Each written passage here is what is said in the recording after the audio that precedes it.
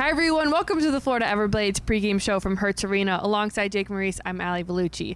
Today we're talking back-to-back games for the top two teams in the South Division, two killer PK units, and some standout players for the Florida Everblades. Jake, Wednesday's night game was so much like a playoff game for both teams. What stood out to you about Florida's game? Yeah, it really was a playoff-style game. These two teams are battling for first place, so lots on the line. And from the Everblades specifically, what stood out to me is how calm they were in that game. They didn't let the moment get into their heads. They stayed with the Stingrays all night long. When the Stingrays, as they do, stacked some good shifts together, they didn't bend. They just rode that momentum out and got themselves working in the right direction. Yes, there were times where the Stingrays had the Everblades a little bit on the back foot, but everyone was able to gradually get themselves out of it, and the Everblades showed that it doesn't matter what the situation is, how big the moment is, they're ready for it, as you would expect from the defending champions. Head coach Brad Ralph had similar thoughts. He said he thought his team's possession early on in the game was killer. It set the tone for the rest of the game. Their discipline carried throughout the game, and they responded well to South Carolina when they needed to. Where did you see Florida kind of settle into this one early on, or maybe later in the second and third? Well, I think in the third period, they were fairly well off coming into a tied game. They didn't let it get to them, especially as the period went along and it looked like we might be going into overtime potentially, and they didn't let that get into them where it was getting to basically next goal wins territory with how good these teams are defensively. And then early in the game, it looked like they just fed off the crowd atmosphere. It was a great crowd on Wednesday. It looked like they just kind of had a real game plan, and they stuck to it. It looked like they knew what they needed to do to win. They went out, they were confident in it, they executed it, and they won. The penalty kill on both sides of the ice on Wednesday night were essentially the difference makers. We knew South Carolina was going to come in hot on their power play, and we knew Florida was going to have to pull out all the stops for their PK. 3 for 3 on the PK for the Everblades. How impressive was that performance? Well, it was huge. It was, as you said, the difference in the game, right? And first off, Florida only taking 3 penalties in the game, very disciplined. That's something Brad Ralph has been harping on his team all season long, and it's something they've gotten a lot better at as the season has gone along. They started out their very first game of the season. They were killing 10 penalties off. Here tonight, only 3 against the best unit in the league. That's huge. And just the way they killed the penalties. South Carolina, yeah, they got their chances. Of course they did. They're the top unit in the league. But there was nothing super dangerous, nothing Cam Johnson couldn't handle, and nothing the players looked like they were just ready to go for it. They've seen it twice, and they were ready for it. Didn't get phased at all by going up against the top guys, and they performed very well. I expect to see the same tonight. Consistency has been the key word for head coach Brad Ralph. He's preached on it all season long. He said it's going to need to carry over into tonight and Saturday as well. Hear from him right now. You said earlier that there's no room to get comfortable with just how close the South Division is. What mentality did your team take to tonight in order to get it done? Well, I just think they're all meaningful games for us. We know how good of a team South Carolina is, so we want to put our best foot forward, and I thought our guys came out well. Zach Eunice, first game as a Blade. What about his style of game elevates your blue line? Well, he's mobile, number one. I thought his game got much better as it progressed. You know, he hasn't played a lot, so he needs the minutes, but he started to be physical in the third, started to defend really well, and he's mobile enough that he can generate offensively. So he's a 200-foot defenseman. Right back at it Friday and Saturday against South Carolina. Again, what's it going to take to repeat tonight's performance?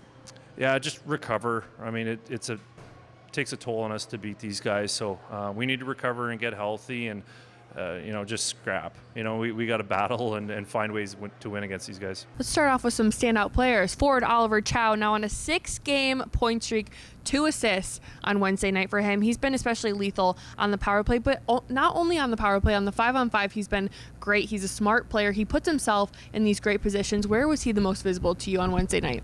Pretty much everywhere, especially in the offensive zone. I mean, ever since returning from a brief stint on the IR, he's been excellent, is playing the best hockey of his season right now, and really impressed talking with some people in the press box last night. He's someone who over the past few games always gets noticed, is doing the right things, making smart plays, moving the Everblades in the proper direction, and yeah, 2 assists last night, including one on the game winner by Jake Smith. Huge for the Everblades to have Chow back and playing at such a high level. Jake Smith, you just mentioned him, game winner. I called him out for my standout player of the game on Wednesday. I'm going to take a little bit of credit for that, but what was so lethal about his game just overall? He's kind of taking a break from the score sheet for a couple of games, but he gets right back in it when he's needed most. Yeah, he doesn't need many chances to get himself into the back of the net there on that third goal, the game winner. He was just in the perfect spot off of Robert Callisti's blue line shot. Rebound was sitting there, and he's able to get to it before anyone else can. And he's just very cognizant of where he is in the offensive zone. He reads the play well. He seems to know where the puck is gonna go before it even goes there, and that allows him to anticipate, put himself in the right spot, and make big plays like scoring a game winner against your toughest rival this season. Head coach Brad Ralph said that Cam Johnson was going to be at the top of his game in order to walk away with the win on Wednesday night, and he pulled through. How crucial is his key in this? Yeah, I mean, 31 saves on 33 shots against one of the deadliest offenses in the league. Same exact thing he did to them a couple weeks ago when he was in South Carolina. Johnson seems that the All-Star game really got him into a good spot mentally where, last year he was the playoff MVP. Now he's an all-star for the first time in his career. He's really feeling himself right now. Johnson, never short on confidence. Everyone knows that around here. Absolutely. So it's great to see him just continuing it because, the Everblades, they need him at his best, especially with Evan Fitzpatrick still not able to go in the crease and come in relief. The Everblades, they'll need Fitzpatrick down the stretch to give Johnson some rest to make sure he's 100% going into the postseason. But right now in these crucial games, they needed Johnson to be excellent, and he was, to no one's surprise. Absolutely.